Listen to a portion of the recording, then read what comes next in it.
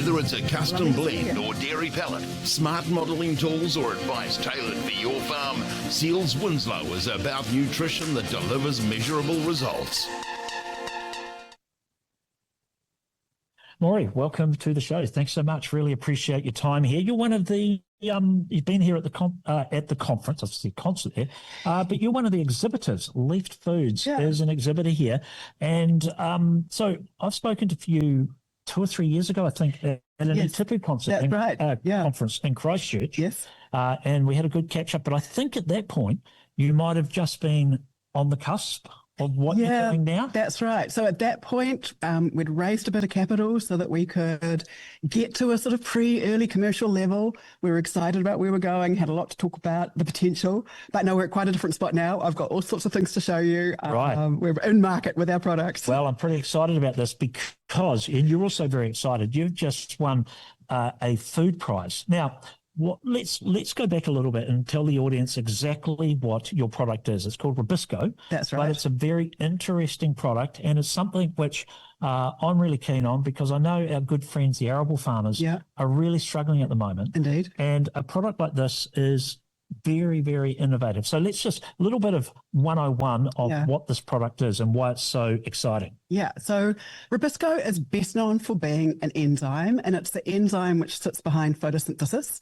So it's sort of driving the engine of turning sunlight and carbon dioxide into sugar. So it's been around billions of years. So we as humans have always eaten it. It's been part of all our ancestors. So, and back when our appendix was an organ, we had a whole lot more of it because we managed a whole lot more fibre. But it's not just an enzyme, it's a protein, and it's been known for a long, long time that it has an amino acid profile that is better than any other protein.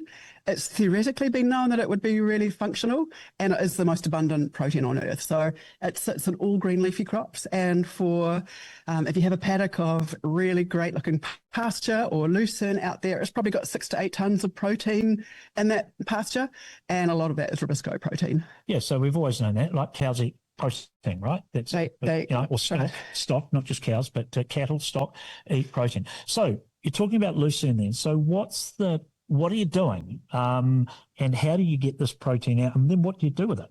Yeah, so we harvest it. Arable farmers grow it for us. We harvest it. We put it through essentially a juicing process. The fibre is still the largest part of what we have from that, and that fibre goes back to farms, generally dairy farms, as a protein-reduced silage. Dairy cows produce more milk with lower nitrous emissions from that. And then we take the juice component, and from that we produce a few products.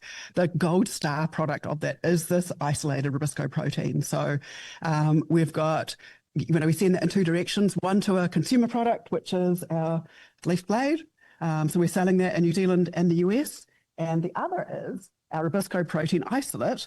And it's this that won the best ingredient innovation at the World Food Awards in London. So this is a cookie.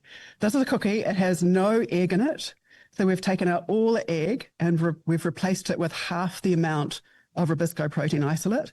And the reason we've replaced it with only half is because functionally it's kind of more eggy than egg in terms of the binding, emulsifying, water and oil holding. So an egg replacer, effectively. And it's got a whole lot of applications it works in. This one, it's an egg replacer. Okay, so I'm going to try this. So, and the test is, does it taste like a cookie? Absolutely tastes like a cookie. Absolutely. No difference at all. Sorry, you're going to have to excuse me while I'm eating here. But that's a really nice chocolate chip cookie. Yeah. No egg in that. So using the Rubisco. So so obviously you're going to make a cookie and I'm going to eat a cookie. The other product there, the protein shake. Protein shake. So obviously protein huge in the world right now. So grocery sales going down, but protein sales going up, like 9% up. And the dairy industry feels that with a huge demand for protein, but it's coming from every angle. So would an athlete take this? Is this? Yeah, so athletes are generally looking for protein, and the unique thing about this is that their bodies actually need protein when their muscles are under tension and they're doing the work. But it's well known you don't have protein at that time. You have protein for recovery, and that's because it sits heavily in your gut, takes a lot to process, and your performance will drop off if you have protein during exercise. But this has an amino acid profile superiority in other protein, and you can digest it 5 to 6 times faster than whey. So you can take it before or during your exercise. We've had some crazy athletes who've taken 10 of them right before going for a fast run. Right. Just to prove a point. But you can take this any time, and that's got that unique positioning of being able to take it when you're exercising, when your muscles actually need it. So you've won this World Food Prize. So what was that exactly? So we won the best ingredient innovation at the World Food Awards in London. We were finalists in the best plant-based product for the leaf blade. So, yeah, but we bet out a lot of good competition for that one. So what does that mean now for you, winning that? Well, we are doing a lot of work. So we're obviously in commercial production because I've got this here now. We've got products for sale. But our real goal over the next couple of years was to scale up to like small dairy scale, small dairy factory scale. So to do that, we have to build a pipeline of demand for our products, which is really strong and secure, which allows us to build a factory that can support those customers. It's sort of a very classic chicken and egg as you scale about how to build the demand, to build the factories to match, and to attract the funding to do that along the way. So what's interesting, you were telling me yesterday about the lucerne and back in the 70s. Yeah. So just go back over, you talked about the byproduct, or the once that's gone through the process, you take the lucerne back and it goes back to animal food. They were trying to do that because what you're actually doing does increase the value of the lucerne, right? The feed value. Just explain that? Yeah, so it's been known for a long time that ruminant animals perform better if the soluble protein is reduced in their diet, and lush forage crops are quite rich in soluble protein. So it takes a metabolic toll on the animal as she tries to process it.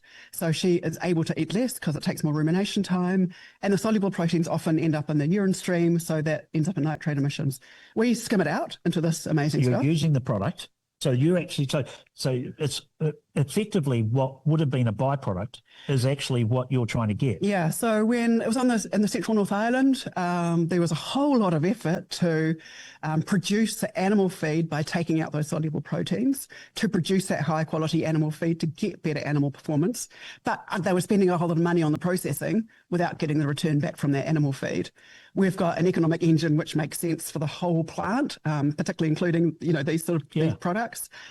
So we've got a different economic model in that, but we still get the benefit of the animal performance that they were after. So just coming back to the Rubisco product that you've used in this fantastic cookie, which I am going to finish off probably in the ad break. But so that would be something that chefs can buy. It's going to be a product potentially that could be used in bakeries. So B2B type of thing, B2B. Or B2C as well. What do you? B2B is our big goal for now. Yeah. That's really, we are a country that's done, our economic engine is based on farming and food production that we export at scale. We know how to do that. We've got the supply chains to do that. We know the customers to do that. So that, I think, really for us is where we see the real opportunity for scale. So that's where we're focused. But the opportunity to bring a consumer product like the blade to market, to introduce this brand new protein, there is no other Rubisco product you can buy in the world right now. New Zealand is leading this charge. It's a pretty exciting place too. So then why would business customers go for Rubisco over the existing protein like eggs or whatever they're using? What's the call to action on that? Yeah, well, the Rubisco protein isolate can work on a whole lot of applications, but you want to find your sweet spot where people are actually looking for something. Yep. And eggs are a wonderful food, but they're also pretty troublesome in an industrial sense. They're price volatile, there's bird flu issues, there's supply challenges, there's an increasing number of allergens. And in a kitchen, you're handling this shell that's, been in a bit of a compromised environment. You've got to break that shell, not end up with the shell. So you've got a whole lot of work to do in that kitchen environment, as well as all those price supply issues. So they're looking for solutions, and eggs are a really high value protein as well. And also emissions? From an emissions perspective, actually, I do have an egg white jar as well, but not here. But this is an emissions example of, on my left hand, I have US beef emissions, carbon emissions.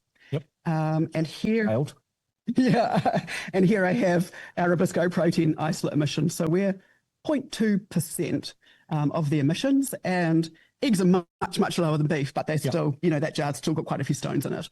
So again, if, say, companies are looking, B2B companies, big industrial baking companies or whatever, are looking to reduce their emissions. Yeah.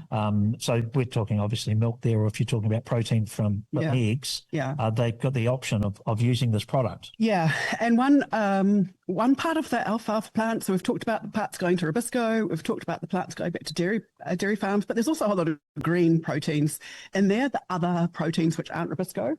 And so we are... I'm not going to try this one. You can. No. No, I'm not. So we've got all these green proteins which have a whole lot of omega-3s and omega-6s and nutritional profile, actually a bit like beef hearts. So we've got a partnership with Meteor, which is part of Scales, to work with pet food companies to put this in alongside their meat ingredients. So it's nutritionally sort of equivalent to the meat ingredients, but it brings their footprint down, 0.2% very rapidly with a great nutritional profile, sort of a super green profile. So for animal feed. Dogs and cats. Yeah, they're family members. Okay. Yeah, family members. Animal feed, dogs and cat food, using a different part of the product. So I guess scalability on this, and that's what you said, right? Chicken and egg scenario right now. Yeah. Proof of concept, all done. You've got a product, you've won your award sort of thing. Yeah. Next step, scale. Yeah, well, you get to scale when it makes economic sense. And at the production that we're at now, if you consider the protein, the Rubisco protein we're producing, and the dairy protein, which comes from the silage going back to dairy farms, we're already twice the protein production of dairy systems. So, traditionally in New Zealand, we've seen major changes when it makes economic sense, and productivity is the driver to that. So,